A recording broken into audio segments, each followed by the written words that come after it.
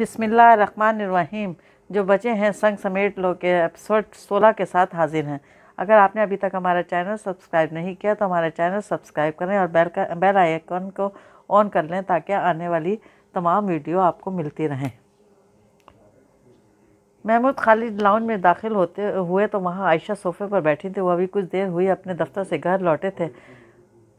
Fresh हो गए, आप चाय बनवाऊँ? बिल्कुल, पिलाओ चाय। अगर खुद बना लो तो क्या ही बात है, मैं तब तक कुलसूम को फ़ोन कर लूँ। वो आयशा के नज़दीकी सोफे पर बैठ गए थे। पहली शादी की नाकामी के बाद उन्होंने दूसरी शादी माँ के इसरार पर मजबूर होकर बहुत डरते डरते की थी, मगर आयशा के साथ ज़िंदगी का सफ़र शुरू करने के बाद इन्हें फ़ौरन ही अंदाज़ा हो गया था कि वो खुद अपने लिए एक अच्छी बीवी और अपनी बच्चियों के लिए एक अच्छी माँ न चुन पाए थे।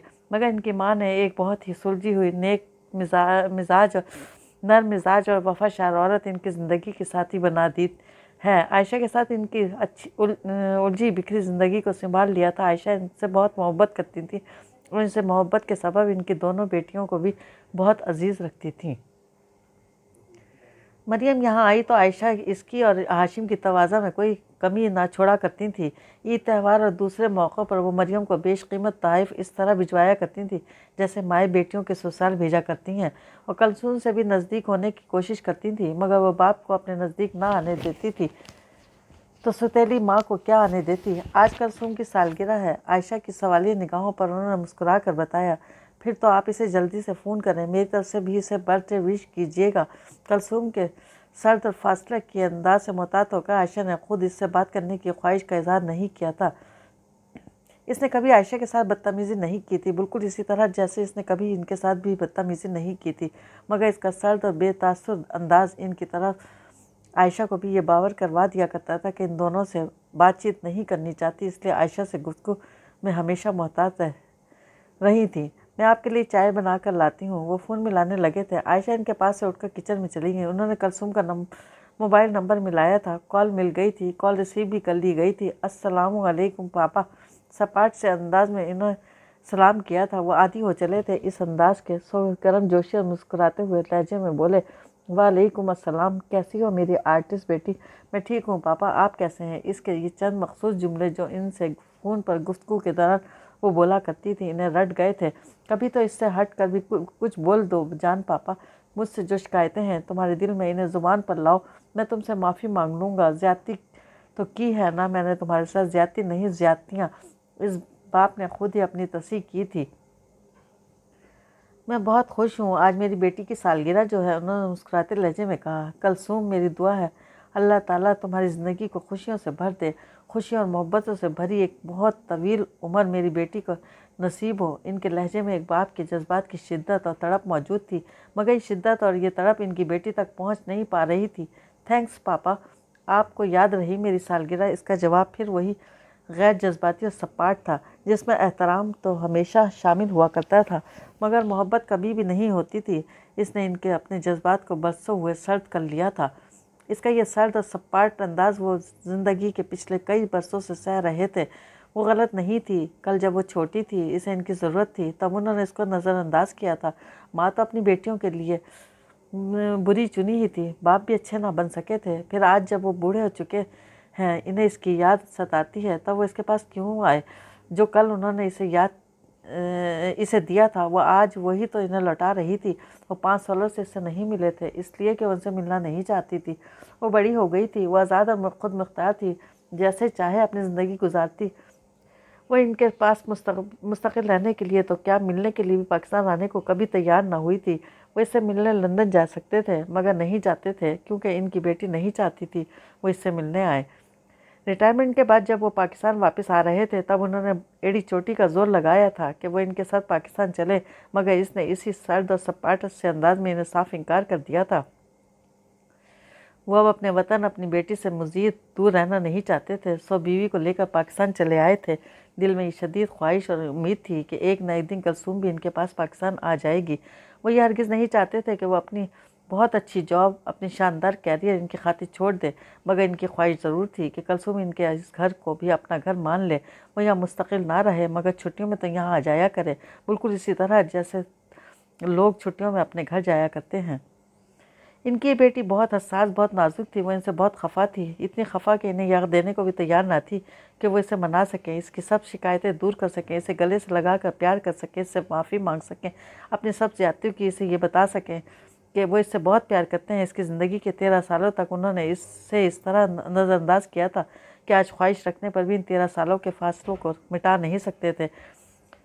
विक्टोरिया से लड़ाई झगड़ों ने इन्हें इतना तल्ख और अपने घर से इतना दूर कर दिया था कि इन्हें ये तक याद न रहा कि वो सिर्फ घर और बीवी को नहीं, अपनी बेटियों को भी नज़रअंदाज कर रहे हैं। ख़ास तौर पर कलसूम को, जो ज्यादतियाँ उन्होंने अपनी इस बच्ची के साथ इसके बचपन में की थी, वो आज इन्हें रुलाती थी। वह इनका ज़ाला करना चाहते थे, मगर किस तरह? वह इन्हें करीब आने ही नहीं देती थी। इसकी निस्बत मरियम के साथ बचपन में उन्होंने कोई ज्यादती ना की थी। एक तो इन्हें खुद ही मरियम से प्यार ज़्यादा था। वो दिखती जो इन्हीं की तरह थी, जबकि कलसूम के नकूश चूँकि अपनी अतालवी माँ जैसे थे, तो इन्हें खुद ब खुद ही इसमें विक्टोरिया नज़र आने लगती थी। वो इसे नज़रअंदाज कर दिया करते थे। दूसरे मरियम को इनकी तवज्जो और प्यार हासिल करना आता था। वो दफ्तर से आते तो मरियम इनके घर आते ही इनके कमरे में घुस जाती, इनके कंधे पर लटक जाती, ज़िद्दें और फरमाइशें करती, अपनी जहानत और खुद एतमादी से इनका दिल मोह लिया करती थी। जबकि इनकी वो कम बोलने वाली और बहुत झिझकने वाली छोटी बेटी दूर दूर से इन्हें देखती रहती। वो मरियम की तरह एतमाद से इनके कंधे पर झूल ना पाती थी, ज़िद्दें ना कर पाती थी। इसे मरियम की तरह अपनी मौजूदगी का एहसास दिलाना नहीं आता था। वो इतने बेबस बाप थे कि खुद इसकी मौजूदगी उन्होंने कभी एहसास ही ना किया था। आयशा भी तुम्हें सालगिरह की बहुत मुबारकबाद दे रही हैं बेटा। एक गहरी सांस लेकर वो बोले थे। इन्हें मेरा शुक्रिया कह दें पापा। वो खुद से ना इनकी बात काट कर ये कहती थी कि इसे कहीं काम से जाना है, ना ही फ़ोन बंद करने के लिए कोई और जवाब तलाश करती थी। मगर इसका गुफ्तगू का सपाट अंदाज इतना टू पॉइंट होता था कि चंद मिनटों बाद ही दोबारा वो हार मान जाया करते थे। जो वो पूछ रहे हैं वो मुख्तसर जवाब दे रही है और फिर चुप हो जाती, गोया वो इस गुफ्तगू के चुप हो जाने का तहजीब इखलाक के साथ इंतज़ार कर रही है। तुम्हारी एग्जीबिशन में कम दिन रह गए हैं होंगे अब। जी पापा, थर्सडे को शो का पहला दिन है। मैं टोरंटो के फ्लोरसन चली जाऊंगी। अल्लाह तुम्हें कामयाब करे बेटा। मेरी तमाम दुआएं तुम्हारे साथ हैं। मेरी बेटी कामयाब होगी तो मैं समझूंगा मैं कामयाब हो गया, और तुम्हारे साथ मैं भी कामयाब हो रहा होता हूँ। जहाँ जहाँ लीज़ा होती है वहाँ इसके साथ महमूद भी तो होता है। जब भी कहीं किसी मैगज़ीन में या इंटरनेट पर तुम्हारा नाम देखता हूँ तो एक सर खुशी से तारीफ होती है। लीज़ा महमूद पढ़कर इसने इनके रखे नाम को तर करके अपनी माँ का अपने लिए रखा नाम अपने लिए 13 साल की उम्र में लंदन जाकर इख्तियार कर लिया था। बगैर इनसे इजाज़त लिए वो बहुत बरहम हुए थे, बहुत खफा हुए थे, मगर उसे रोक नहीं पाए थे। इसके इस आज़ाद माशरे और मगरबी सरजमीन को, जहाँ औलाद खुद मुख्तार होती है, इनकी बेटियों को अपने लिए मुंतखब नहीं किया था। उन्होंने इनके लिए इस जगह का इंतखाब किया था।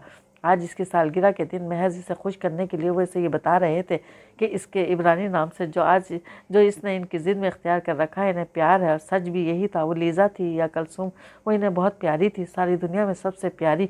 उन्होंने इसे दुआएं देते हुए फ़ोन बंद किया था। वो इसे चुपचाप और बहुत उदास बैठे थे। हो गई बात। आयशा चाय बना कर लाई थी। हाँ, उन्होंने दुख से भरी एक ठंडी सांस ली। क्या हुआ महमूद, सब खैरियत तो है ना? हाँ, सब खैरियत है। आयशा के हाथ से चाय का कप लेते हुए दर्द भरे अंदाज में मुस्कुराए। क्या कोई और बात हो गई? लीज़ा के साथ कुछ कह रही थी क्या?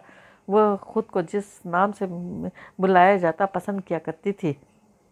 आयशा ने भी इसे शुरू से इसी नाम से ही मुखातिब किया था और बिलावजह मसाइल खड़े करने वाली औरत ना थी। वो लंदन में जब भी इससे बात पर दुखी होते थे कि इनकी बेटी ने इनके रखे नाम को तर्क करके माँ के रखे नाम को इख्तियार कर लिया है, तब आयशा इन्हें समझाया करती थी कि वो खुद को जिस नाम से कहलवाना जाना पसंद करती है, इसे हक हासिल है इस नाम से खुद को कहलवाने का। वैसे भी लीज़ा नाम मुसलमानों में भी होता है। कोई फ़र्क नहीं पड़ता कि लीज़ा का ये नाम इसके अतालवी और क्रिश्चियन माँ ने रखा था। वो कुछ कहती ही तो नहीं है आयशा, सारा दुख ही इस बात का है कि वो कुछ नहीं कहती।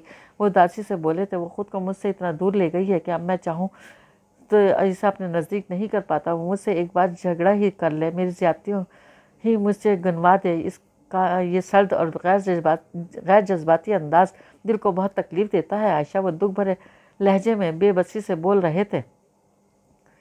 कभी ना कभी से आपकी मोहब्बत का यकीन ज़रूर आएगा महमूद। लीज़ा दिल की बहुत अच्छी है, बहुत सादा और शफाफ दिल है इसका, वो हमेशा आपसे नाराज़ नहीं रह सकेगी। आयशा ने नरम लहजे में इन्हें यकीन दिलाया था, आहिस्तगी से इनके कंधे पर हाथ रख कर, जैसे इनके दिल का दर्द बांटना चाहा था। हाँ, बहुत सादा और शफाफ दिल है मेरी इस बेटी का, इसलिए डरता हूँ आयशा, इसलिए बहुत डरता हूँ। उन्होंने इस कर्ब से लब भींचे थे जो वो इस पल सोच रहे थे, वो बीवी से शेयर नहीं कर सकते थे, वो बात किसी से भी शेयर नहीं कर सकते थे, मगर वो बात इन्हें डराती बहुत थी। काश इनके सब डर गलत साबित हो जाए, इनकी इस प्यारी बेटी की ज़िंदगी में सब कुछ बहुत अच्छा हो जाए, इनकी ज़िद में वो खुद को मज़ीद कोई नुकसान ना पहुँचाए।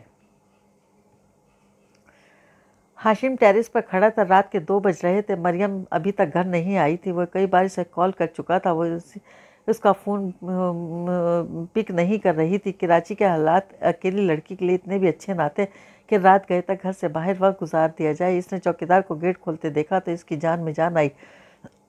मरियम को गाड़ी से अंदर लाते देखकर जहां इसने सुकून का सांस लिया, वहीं इतने रात गए तक इसके घर से गैर मौजूदगी में पर इसका गुस्सा भी फिर आउद आया। काफ़ी देर से मरियम की फ़िक्र और परेशानी में अपने गुस्से को भूल गया था।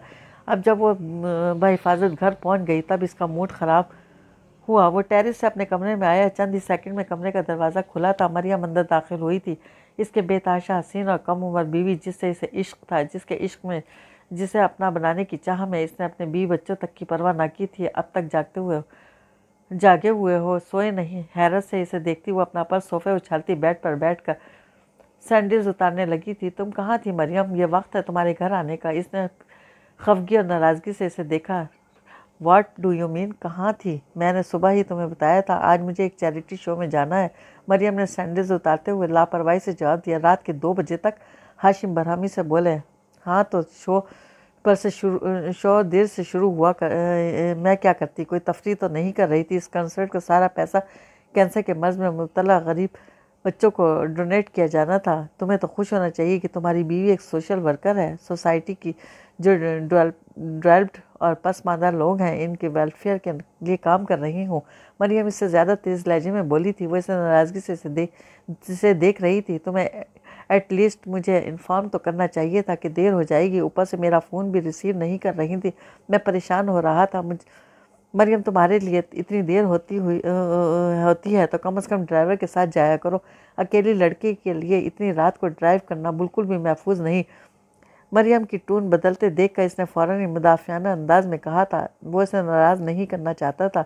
इस वक्त मैं कुछ लोगों के साथ ज़रूरी बातचीत कर रही थी। इसके बाद जब तुम्हारी कॉल आई तो डिनर चल रहा था। नेक्स्ट टाइम महतात रहूँगी कि चाहे जिस भी सिचुएशन में हो, जिससे भी बात कर रही हो, तुम्हारी कॉल फ़ौरन रिसीव करूँ। मुझे डोमिनेट करने के शौक़ में मुब्तला मेरे शौहर साहब को इससे तस्कीन मिलती है कि मैं खुद पर इनकी डोमिनेंस को कबूल करूँ। मरियम ने सैंडल्स टाइल्स वाले फर्श पर ज़ोर से पटखे थे। गुस्से में वहाँ से फ़ौरन ही उठी थी। मेरा ये मतलब तो नहीं है था मरियम, बस मैं तुम्हारे लिए फ़िक्रमंद हो रहा था। इसे खफा होता देखा वो फ़ौरन वजाहती अंदाज में बोला था, मगर मरियम इसकी बात अनसुनी करके लिबास तब्दील करने ड्रेसिंग रूम में चली गई थी। वो चुपचाप सा होकर बेड पर आकर लेट गया था। वो ज़िद्दी थी, वो गुस्से की तेज़ थी, मगर उससे बहुत ज़्यादा मोहब्बत करता था। इसे नाराज़ करने का वो तस्वुर तक नहीं कर सकता था। वो इससे छोटी भी तो बहुत थी। क्या इसकी उम्र में वो ज़िद्दी और गुस्से का तेज़ नहीं था? मरियम की बदतमीज़ी पर थोड़ी देर के लिए ही कबीदा खातिर हुआ होगा कि इसके दिल ने इससे पूछा। वो इससे भी ज़्यादा गुस्से का तेज़ था। इसने खुद को फ़ौरन ही 15 साल पीछे ले जाकर सोचा था। इसने शरीक की हद मनाने के लिए एक शहज़ादी का इंतखाब किया था, एक गैर मामूली लड़की का इंतखाब किया था जो इसकी शायाना शान, इसके नाज नखरे भी तो उठाने थे। मरियम हाशिम कोई आम सी लड़की तो नहीं थी। ये इसकी खुशकिस्मती थी कि वो इससे मोहब्बत करती थी, वो इसकी ज़िंदगी में शामिल थी, बावजूद इसके कि वो इससे उम्र में पूरे 15 साल बड़ा था, 3 बच्चों का बाप था। वो इसकी सब ज़िद्दें पूरी करता था, वो इसकी कोई फरमाइश रद्द नहीं करता था। अल्लाह ने इसे बहुत कुछ दे रखा था। वो एक कामयाब बिजनेसमैन था, पैसे की इसके पास फरावानी थी। वो इससे पोजीशन में वो इस पोजीशन में था कि मरियम के मुंह से निकली हर ख्वाहिश पूरी करे, और वो पूरी करता भी था। ना मोहब्बत में और ना ही पैसे में वो इसके लिए किसी भी चीज़ में कोई कमी नहीं रखता था। इसकी शदीद ख्वाहिश थी कि मरियम इसके बच्चे की माँ बने, वो बेटा हो या बेटी, इससे कोई फ़र्क नहीं पड़ता था, बस वो मरियम के जैसा हो। इसकी और मरियम की औलाद, इसे सोच कर ही इतनी खुशी मिलती थी इस बात की। मगर मरियम भी इसके लिए तैयार नहीं थी। वो कहती थी अभी इसे वो इस झंझट में नहीं पड़ना, बच्चे के बाद इसका फिगर ख़राब हो जाएगा, इसकी लाइफ डिस्टर्ब हो जाएगी। जब वो ज़्यादा इसरार करता तो वो कहती इसे किस बात की फ़िक्र है, इसके पास तो पहले ही 3 बच्चे हैं जिनका वो बाकायदगी से खर्चा भी इनकी माँ को भेजा करता है। आखिर एक और बच्चे की इसे ज़रूरत क्या है। वो इस ज़िद्दी लड़की को कैसे समझाता वो बच्चा इनका होगा, इसका और मरियम का होगा, इस बच्चे की बात ही अलग होगी। आखिरी बार इनके बच्चे के मौजू पर बात हुई तो मरियम ने कहा था वो 3 साल बाद सोचेगी इस बारे में, अभी वो बहुत छोटी है, कोई इसकी उम्र नहीं गुजरी जा रही जो आना फाना माँ बनने का फ़ैसला कर ले। ये सोचकर इसके पास वक्त कम रह गया है। चलो 3 साल ही तो बात है। इसने खुद को मज़ीद 3 साल इंतज़ार करने पर आमादा कर लिया था।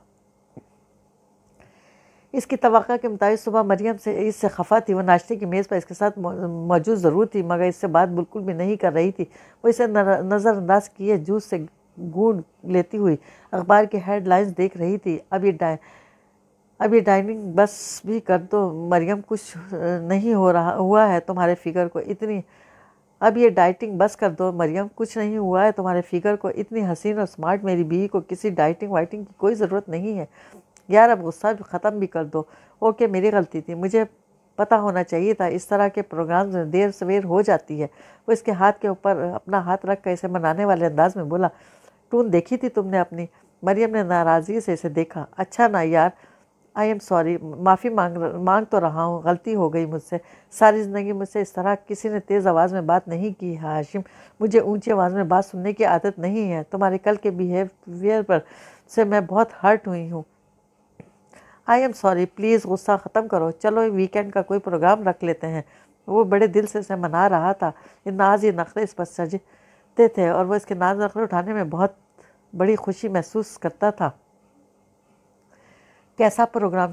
शुक्र था बड़ी देर के बाद वो हल्का सा मुस्कुराई थी। दुबई चलते हैं, मैं इस वीकेंड पर अपनी चहीती मिसेस को दुबई में दिल भर कर शॉपिंग कराना चाहता हूँ। बस 2 दिन के लिए जाएंगे हाशिम।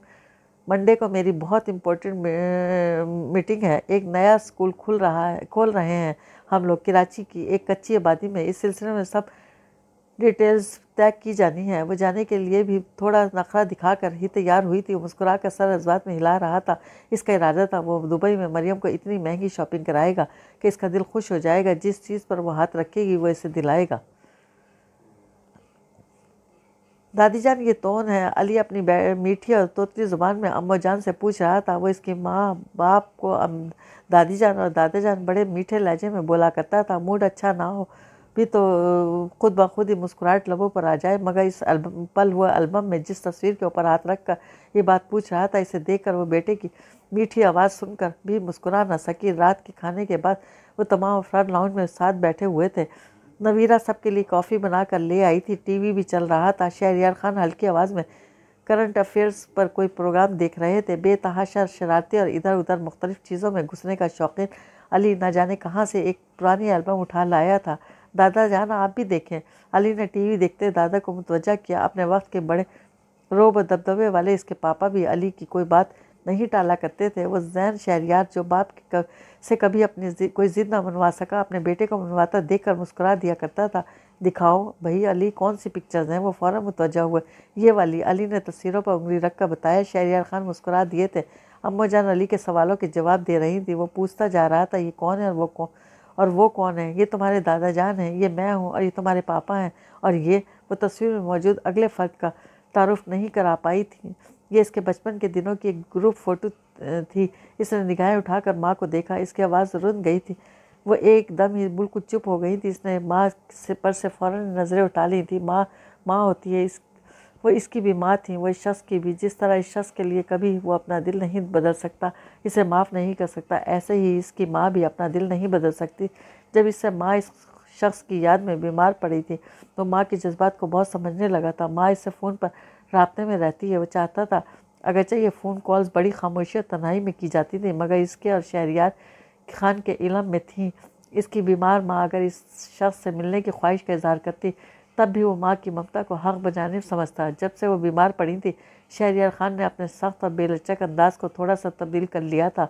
रह गया था वो तो इस शख्स से ज़िंदगी के आखिरी लम्हे तक नफ़रत करता रहेगा। वो दुआ करेगा कभी इसकी शक्ल देखने की नौबत ना आए, मगर इसकी माँ अगर इस शख्स से बात करना और मिलना चाहती थी तो ये इसका हक था। दादी जान ये कौन है? इसका ज़हीन बेटा तस्वीर में मौजूद चौथे फ़र्द के बारे में जानना चाहता था। इसने नज़रें अली, अम्मू जान और अपने बाप से हटाकर टीवी की जानिब कर ली थी, यूँ जैसे ना तो इसने कुछ सुना था और ना कुछ देखा था। ये तुम्हारे पापा के भाई हैं अली, अम्मू जान ने आहिस्ती से कहा था। इसकी मुट्ठियाँ भिज गई थी भाई के लफ्ज़ पर। वो बीमार माँ और अपने बहुत मासूम और छोटे से बेटे का ख्याल करके चुप था। पापा के भाई, दादी जान इनका नाम। इसने टीवी की आवाज़ तेज़ कर दी थी। वो ख़ुद को मुकम्मल तौर पर टीवी में मगन जाहिर कर रहा था। इनका नाम सिकंदर है। इसके कानों में माँ की बुर्राई हुई आवाज़ आई। उन्होंने एल्बम का सफ़ा जल्दी से यूँ पलटा जैसे अली के मज़ीद किसी भी बचकाना सवाल के मुताबिल नहीं हो सकती थी। अली, चलो तुम्हारे सोने का टाइम हो रहा है। नवीरा बड़ी समझदार लड़की थी। अली की सुई एल्बम में अटकी देखकर इसने इसे वहाँ से उठाना चाहा था। मामा अभी नहीं ना, अली ने मुंह बसूर कर कहा। बच्चे देर तक नहीं जागते अली, चलो शाबाश, अभी हमें बहुत अच्छी स्टोरी भी तो सुननी है। वो अली को गोद में उठाकर इससे सोने से पहले और सो कर उठने के बाद क्या क्या करेंगे वाली इसकी पसंद के बाद वादे करती इसे वहाँ से ले जा रही थी। माँ के ख्याल से वो जब्त कर रहा था, मगर नवीरा ने इसकी फीलिंग्स को समझ लिया था और वो अली को यहीं वहाँ से ले गई थी। इसने कसदन नज़रें टीवी पर रखी, ना माँ की तरफ देखा ना बाप की तरफ।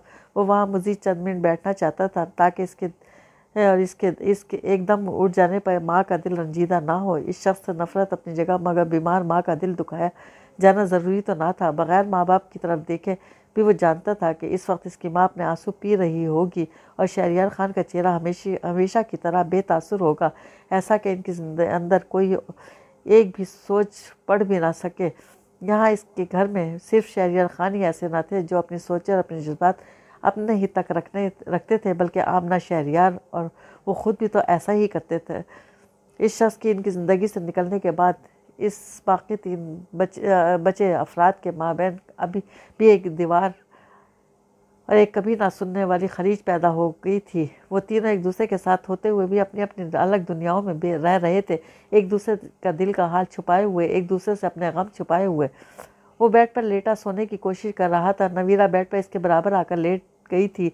अली सो गया? हाँ, वो जवाबन मुस्कुराई थी। ज़िद कर रहा था, आज दादी जान के पास सोऊंगा, अम्मू जान के पास लिटा कर आई हूँ, नींद गहरी हो जाएगी तो यहाँ ले आऊँगी। इसने सर अज़बात में हिलाया था। वो जानती थी कि किस चीज़ से डिस्टर्ब हुआ है, इसलिए इसकी गैर मामूली खामोशी की वजह नहीं पूछ रही थी। वह इसका हाथ थाम कर इसके हाथों की उंगलियों को बगौर देखने लगी। आपके हाथ कितने खूबसूरत हैं ज़ैन।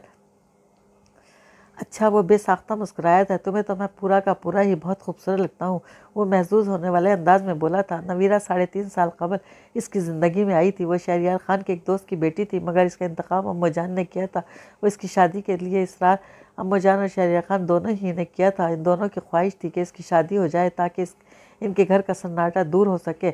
शादी कभी ना कभी तो करनी ही थी कि तो माँ की ख्वाहिश पर क्यों नहीं, माँ की पसंद से क्यों नहीं, इसने अपने लिए लड़की का इंतखाब अम्मू जान पर छोड़ दिया था। नवीरा अम्मू जान की पसंद थी। उन्होंने हकीकत में इसके लिए एक बहुत ही अच्छी लड़की का इंतखाब किया था। मोहब्बतों से गुंदी, नर्म, खुआ, सब की परवाह करने वाली लड़की थी नवीरा। और फिर अली के आ जाने के बाद इनके घर का सन्नाटा टूट गया था। यहाँ फिर से रौनक आ गई थी। नवीरा इसके लिए बहुत अच्छी बीवी साबित हुई थी, इसके वालिदैन के लिए बहुत अच्छी बहू, इसके बेटे के लिए बहुत अच्छी माँ। 12 साल कबल इस घराने में क्या तूफान आया था, ऐसी कौन सी आंधी आई थी जो अपने साथ सब कुछ बहा कर ले गई थी। नवीरा नहीं जानती थी, उसने कभी पूछा नहीं था, वो इससे कभी बताया नहीं था। वो बस इतना जानती थी कि इस घर में सिकंदर शहरयार का नाम नहीं लिया जाना, वो इसका जिक्र नहीं किया जाता। एक अच्छी बीवी और बहू होने के नाते वो इस पाबंदी का एहतराम करती थी। बहुत हसीन, मोहब्बत करने वाली, वफादार बीवी, प्यारा सा बेटा, कामयाब कैरियर, इसके पास वो सब कुछ था जो एक कामयाब और ज़िंदगी से खुश शख्स के पास होना चाहिए। बतौर लॉयर इसका कैरियर शानदार था। इसकी लॉ फर्म अपनी बहुत अच्छी रेपुटेशन बना चुकी थी और पाकिस्तान की नुमाया फर्म्स में इसका शुमार होता था। इसकी फर्म के कराची के साथ साथ इस्लामाबाद, लाहौर और कोयटा में भी दफातर थे। यूके और चाइना में भी इसकी फर्म कई नुमाया फर्म्स के साथ मिलकर कई अहम केसेस पर काम कर रही थी। शहरयार खान रिटायरमेंट के बाद अपने कानूनी बिजनेस को संभाल रहे थे। अपने ख़ानदानी बिजनेस को संभाल रहे थे। इसने इनके साथ कारोबार में शामिल होने के बजाय अपनी लॉ फर्म इस्टेब्लिश की थी। शहरियार खान और अम्माजान इससे पहले ही अमेरिका से पाकिस्तान आ गए थे। वो अपनी लॉ की डिग्री मुकम्मल करके इनके पास पाकिस्तान चला आया था, जहाँ इसके माँ बाप रहना चाहते थे। वो भी वहीं रहना चाहता था। सारी ज़िंदगी अमेरिका में गुजारने के बावजूद अमेरिका इसके लिए अहम नहीं था। इसके लिए अहम वो जगह थी जहाँ इसके माँ बाप रहना चाहते थे। वो एक कामयाब इंसान था, इसे ज़िंदगी से खुश होना चाहिए था, मगर ना जाने वो पूरे दिल से खुश क्यों नहीं हो पाता था। आज आपको भी मैं खूबसूरत लगती हूँ या नहीं लगती? नवेरा ने ख्यालों से खींच कर लाई। इसका हाथ अभी भी इसके हाथ में था। तुम मुझे बहुत खूबसूरत लगती हो। लगती क्या हो, तुम हो ही बहुत खूबसूरत। बहुत दिनों के बाद मेरी तारीफ़ कर रहे हैं तो ये भी कह दें कि आप मुझसे मोहब्बत करते हैं। काफ़ी अरसा हो गया आपको ये बात कहे हुए। जहाँ तक मुझे याद पड़ता है आपने आखिरी बार I love you Navira Ali की पैदाइश के दिन बोला था। वो शरारती से अंदाज में बोली। वो कहका लगा कर हंस पड़ा। 2.5 साल गुजर गए, ये तो बहुत बड़ी ज़्यादती हो गई मेरी तरफ से। ओके तो मिसेस नवीरा जैन शहरियार, मैं आपसे बहुत मोहब्बत करता हूँ। आई लव यू। वह इसकी तरफ झुक कर बोला और इसके लिए बहुत अहम थी। इसके बेटे की माँ थी, वो इसकी बहुत परवाह करता था। वो पूरा का पूरा नवीरा का था। 100% इसके साथ मुखलिस, वो वफादार, मगर अपने दिल में इसकी गिरफ्त ना थी। इसके दिल के किसी गोशे में आज भी वही लड़की बसी थी जिससे इसे मोहब्बत करना सिखाया था, जिसने इसे मोहब्बत क्या होती है बताया था। वो उम्मे मरियम पता नहीं आज कहाँ होगी, कैसी होगी, इसने शादी की होगी या नहीं, वो खुश होगी या अपनी ज़िंदगी में या नहीं, वो कुछ भी तो नहीं जानता था। वो इसे याद भी नहीं करना चाहता था। वो किसी से इसका जिक्र भी नहीं करता था, मगर 12 साल बाद भी वो इसे भुला नहीं सका था। सच्ची मोहब्बत तो ज़िंदगी में एक बार होती है, सिर्फ एक बार। वो जहाँ कहीं भी थी, जैसी भी ज़िंदगी गुजार रही थी, मगर इसे यकीन था वो इसे भूल नहीं पाई होगी। वो इसे याद करती होगी जिस तरह इसके दिल में इसकी मोहब्बत नहीं निकल सकी थी।